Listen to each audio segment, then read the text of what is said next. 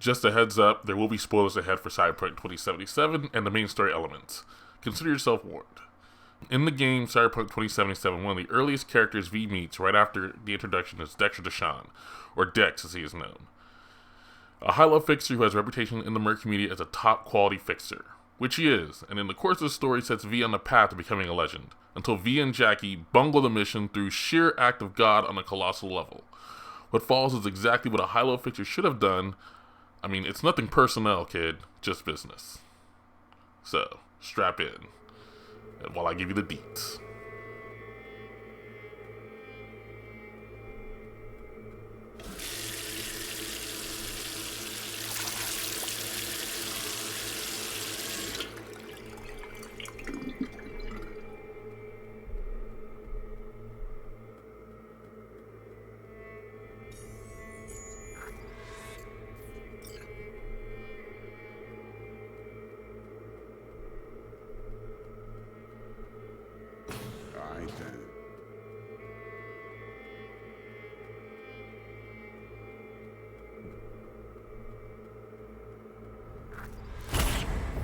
We have to keep in mind that Dex is a fixer. He may be charming and witty, but his business is cold hard eddies, and matching mercs or edge runners with the right jobs, which he takes a cut of.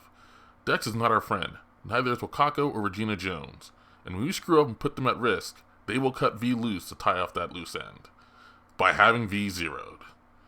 But they have a vested interest in V's success, and usually try to give V the minimum tools to have success, be it information or resources. But don't get it twisted, this is a business, and they will want their return. That is the business of edge running, and fixers are not nice people. They take contracts on the lives of people, or sabotage, or other unsavory activities. In fact, V can learn from disturbing activities of Wakako when it comes to Evelyn Parker, that she set up the handoff from the Ripper Doc fingers to the scavs.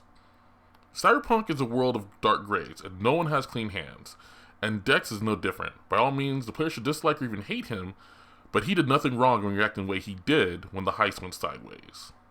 Not at all.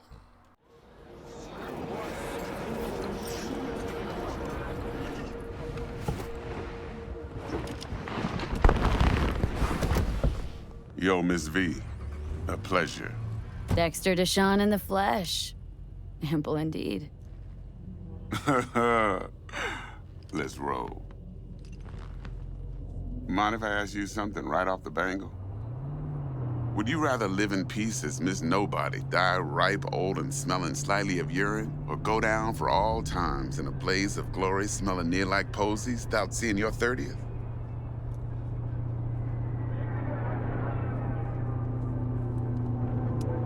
You're either somebody or you fizzle out into nothing. Night City don't let you choose. Oh, but it does.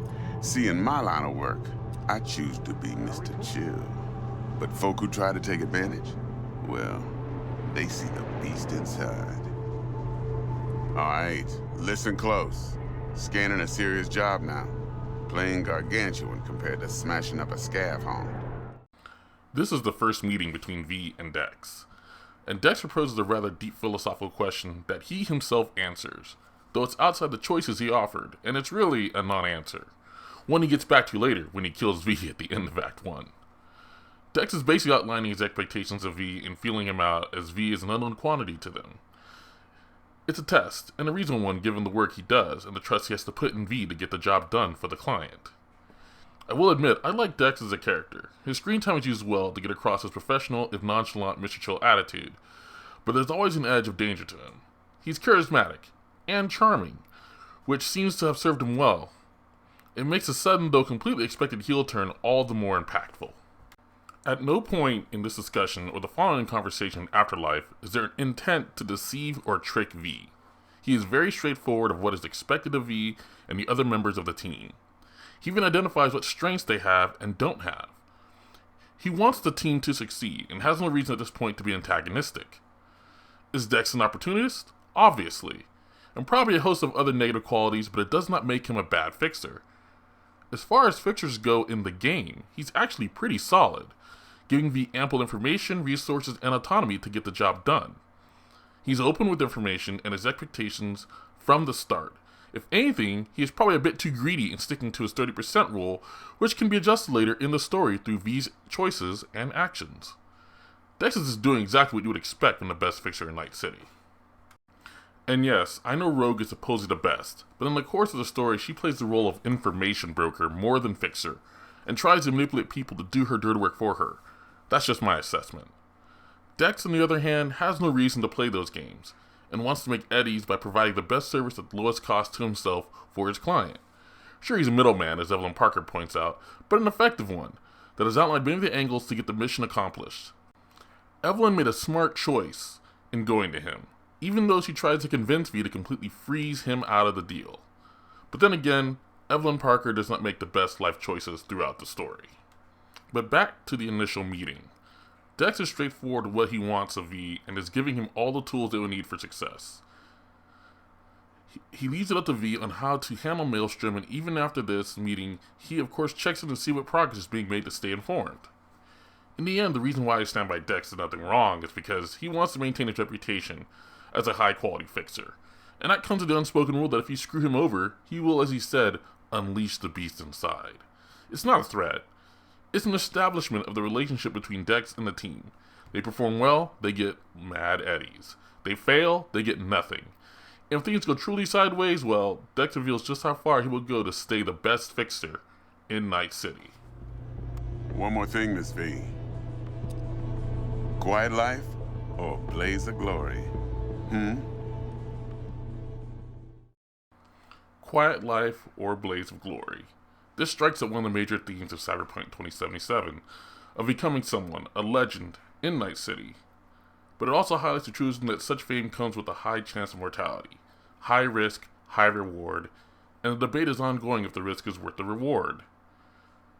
Dex sells you out in the end for his own survival, but it's a completely logical heel turn, not the actions of a backstabber, but of a realist and veteran of the dangers of Night City. Everybody has an angle, everybody has something they want, and something they want to keep hidden. There are no happy endings in Night City, despite the promises of it. As I said earlier, it's nothing personal, it's just business. Dex is not our friend, not our confidant, but a dangerous business partner. We are contracted by him to complete a job, and although he is charming and chill, this is a business transaction built on eddies. We have no other ties to each other. In fact, we may even part ways, even if the operation is successful. At least that's the intent of T-Bug. Our relationship in this situation is purely conditional from the start. And that's exactly how it should be. Dex is not our friend. Dex is a fixer.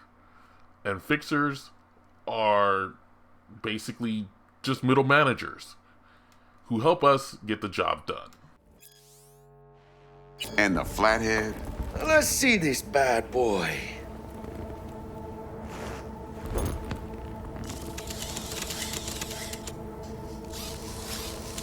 All right, then. Set your butts down comfy. Thanks for your help back at the scav hunt. A few Reapers less in the city. Good thing.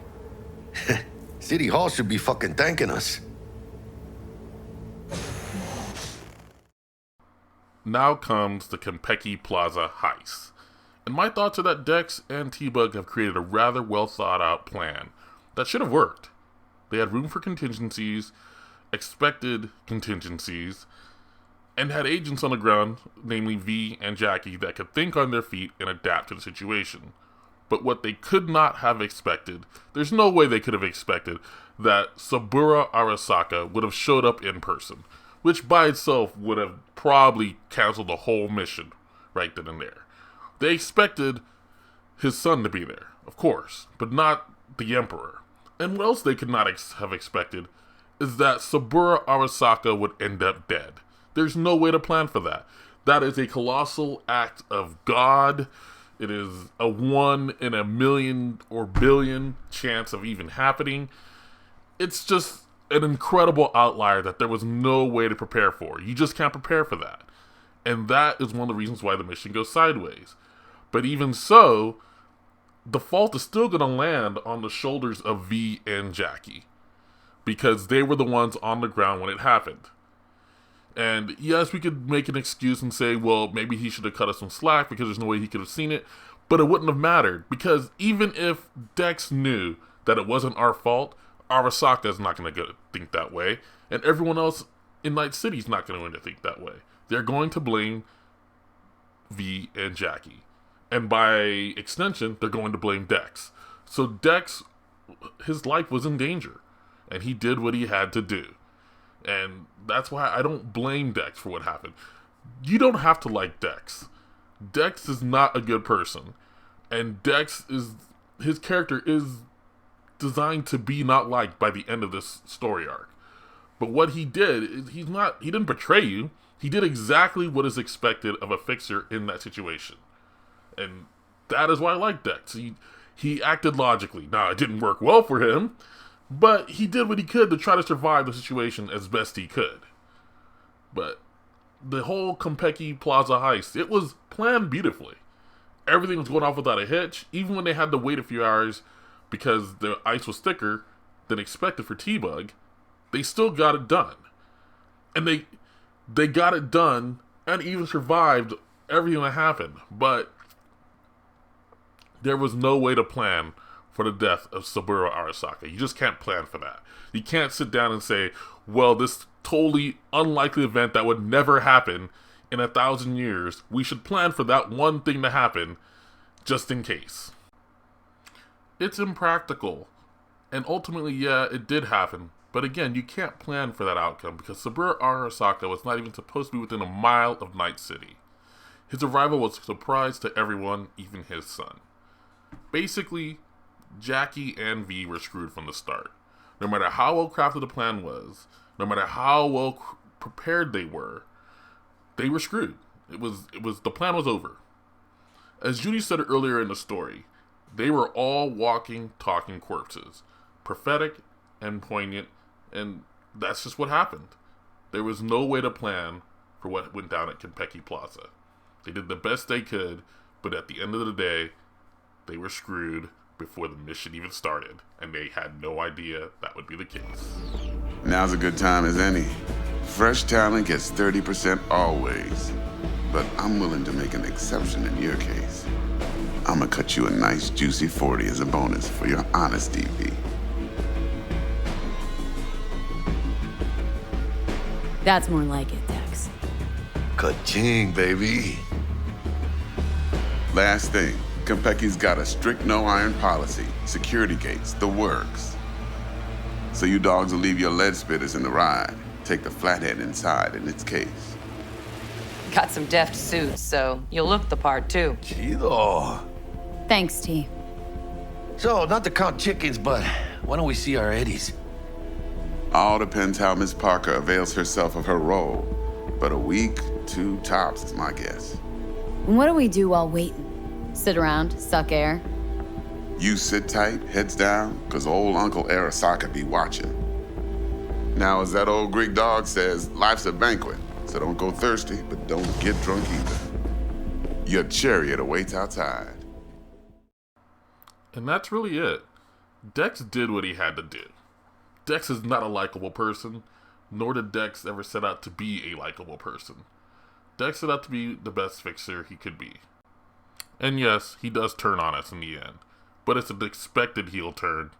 It's exactly what he should have done. There is no other real reaction that he could have had. Arasaka was going to be out for blood, and they were going to take everyone down that was associated with the heist, whether they were actively involved or not. There was no way. Dex knew this, and there was no other way for this to turn out. And his words in the final scene before he kills you are pretty much a clue that that's going to happen.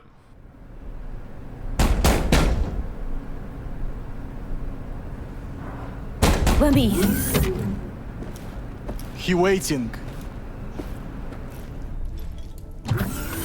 WNS, N54, even the pirate networks. You blowing up everywhere. And out in the car?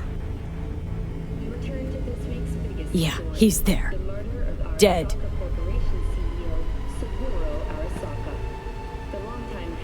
Condolences, friend. And the relic. Got it right here. I was afraid of that. What? Saburo Arasaka. Dead. You got any notion of the shit you pulled me into? You off the fucking Emperor! His Majesty! Anyone with so much as a pinky toe dipped in this mess is as good as dead! Gotta leave Night City. You don't say. Ring Evelyn. We close the deal, collect our cut, and drop off the radar.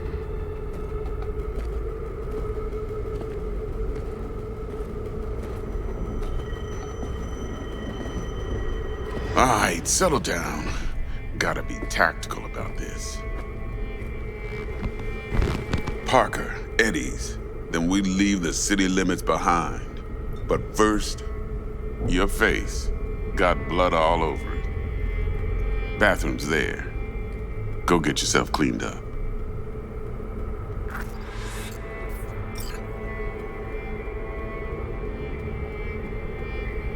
It's me. Yeah, shuttle up.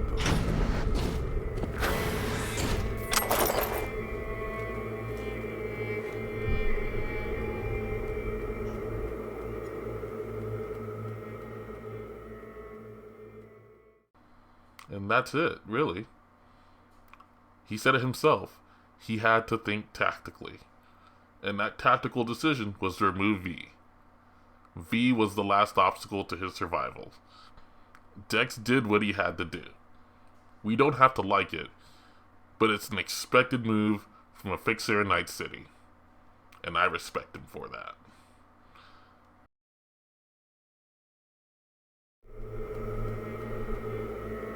Alright then.